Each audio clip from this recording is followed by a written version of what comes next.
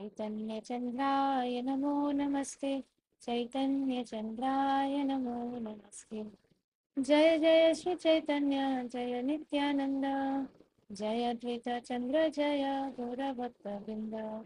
Hare Krishna Krishna Krishna Hare Hare, Hare Ram Ram Ram Hare Hare.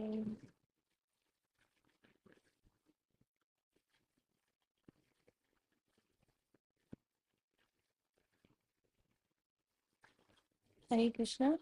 So we are reading from chapter 20 from the book Teachings of Lord Chaitanya. After Lord Chaitanya explained the Vedanta Sutra by directly interpreting the aphorisms, the chief disciple of Prakashananda Saraswati stood up in the assembly and began to praise Lord Chaitanya Mahaprabhu as the Supreme Personality of Godhead Narayan.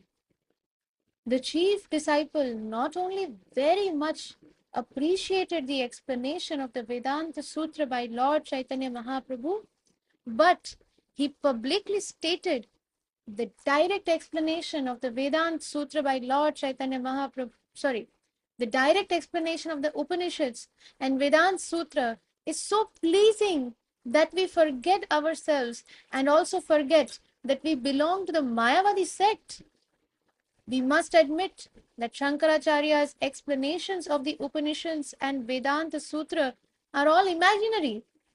We may sometimes accept such imaginary explanations for the sake of sectarian feuds, but actually, such explanations do not satisfy us. For some, um, for debate and such things, okay, people may accept such fake imaginary explanations, but they will never give satisfaction to our heart, mind, and soul, especially to the soul. Fake explanations may give some satisfaction to the mind that, okay, I have debated, I have won the debate, but it will never satisfy the soul. It will never give the nectarian, the relish, what we say, no, we relish this something. People, they will never be able to relish the real essence of the Vedanta Sutra.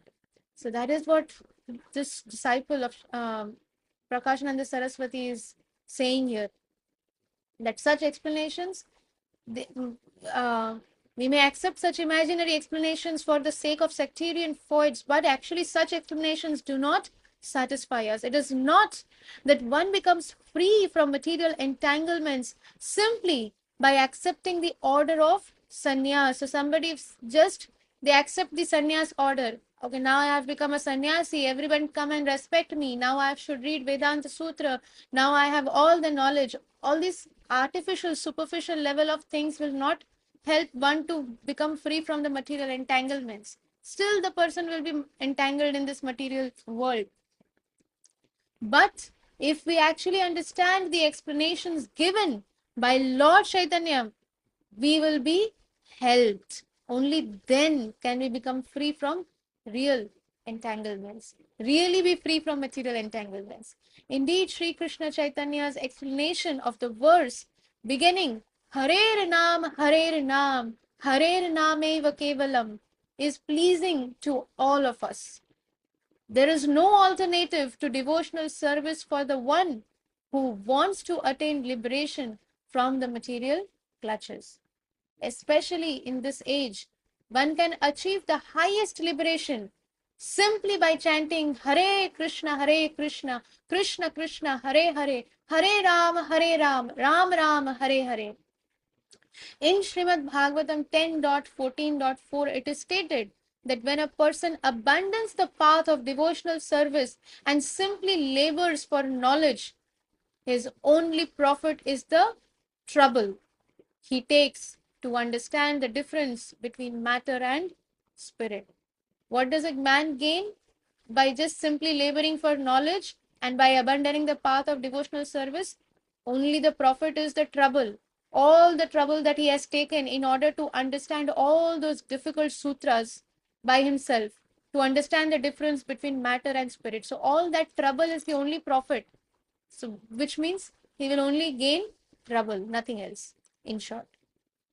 His efforts are like the useless labor one undergoes trying to get grains from empty husks. If you, what is it called? If you just thrash those empty husks, nothing will come out because they are empty. The name itself is clear, empty husks. There is nothing inside those husks. You will not get any grains, no matter how much you do. For days you do, keep doing it. So, the person who abandons the path of devotional service and simply tries to study all these scriptures by his own limited understanding and intelligence, what does he gain? Nothing. It's like a useless labor that one undergoes trying to get grains from empty husk. Similarly, Srimad Bhagavatam 10.2.32 states that a person who gives up the transcendental loving service of the Supreme Lord and superficially considers himself liberated. Now I am liberated. I have no other duties. I will not meet anyone. I will sit in one room. I will do my chanting. I will do my reading. I will go to the temple. I will do some services. I will come back. Whatever I want, I will do. That is not liberation. That is some whimsical way of living.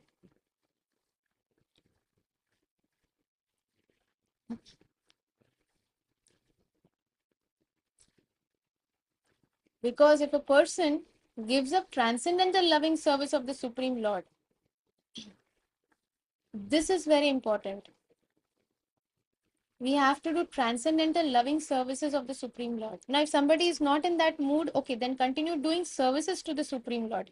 Engage in devotional service of the Supreme Lord. If somebody, and the first requirement is the association of devotees, the association of good devotees. This is the most important thing. Because if we are not in the right association, then no matter what we do, we will not go very far. So the first requirement is association of good devotees and Shravanam. From Shravanam will come Kirtanam. Kirtana means chanting the names of the Lord. And from that, we will get the intelligence, the energy to do devotional service to the Lord. So one who gives up this transcendental loving service of the Supreme Lord and superficially considers himself liberated. Many people, they leave their homes and they say, now I'm going in some forest, I'm going to the Himalayas, or I'm going to Kashi, Vishwanath somewhere, and there I will sit and do my bhajan. But he doesn't know what bhajan really means. That such superficially just taking sannyas is not really getting liberated. So such a person will never attain actual liberation because they don't know what is actual liberation. Although with great labor, austerity and penance, he may be elevated to a liberated platform for want of shelter at the lotus feet of the Supreme Lord. He falls down again into material contamination. One who does not take to the lotus feet of the Supreme Lord, one who does not understand that Krishna is the ultimate goal and devotional service, loving devotional service at the lotus feet of Krishna is the ultimate purpose, the ultimate goal. Such a person whimsically may do something, go to certain place, sit in a aloof area, sit in jungles, try to do some meditation, blank meditation, and focus on some blank point, but all that will not help him.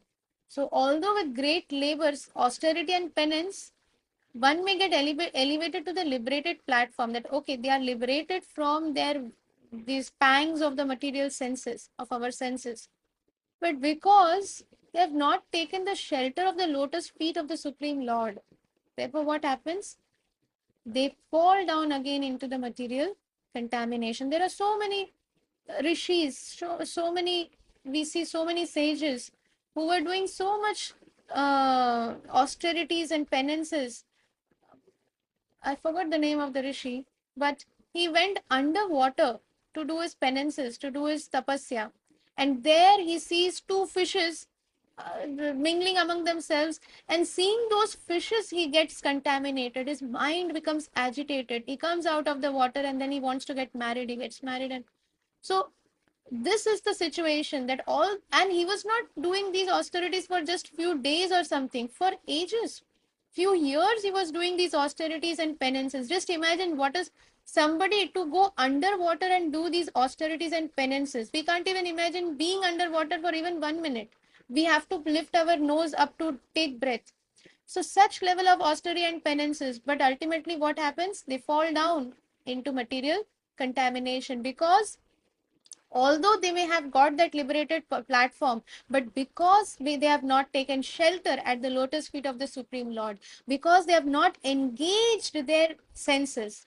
The senses can be controlled for some time, but for how long can you control the senses?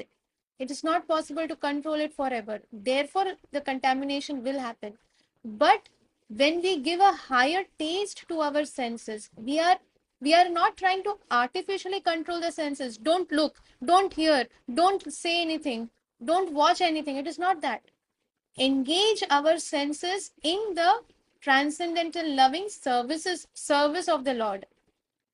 That means you are engaging the senses. You are not artificially stopping the work of your senses. You are making your senses do lot of work. You are using your hands to do lot of work, lot of services for the Supreme Lord. You are using your feet to go to the temple, to do parikrama. You are using your feet to meet the devotees, or you are using your feet to go to the dham. In the dham, you go to the temple. You are using your hands maybe to help a devotee. You are helping the Vaishnavas do something, you are using your hands.